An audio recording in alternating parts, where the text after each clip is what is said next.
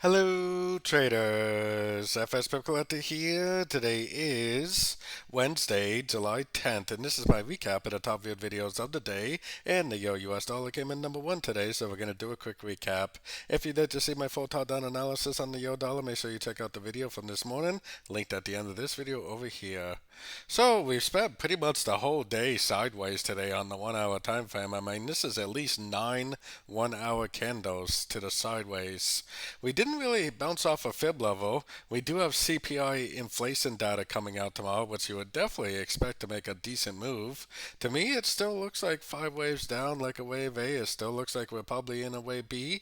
Maybe it will pop up and grab a Fibonacci level, take out these highs before it actually does go down, but I still think that it is going to end up making a move down, either at tomorrow's news or maybe even prior to tomorrow's news. If it does it prior to tomorrow's news, then maybe it will be setting itself up for a long at the CPI. If it doesn't do it prior to tomorrow's news, then I would say tomorrow's CPI probably will cause the euro dollar to go down. So don't forget to join my free Discord channel, which is linked over here in the corner. And don't forget to check out my website if you'd like to get access to my swing trade setups and my daily live Zoom meetings.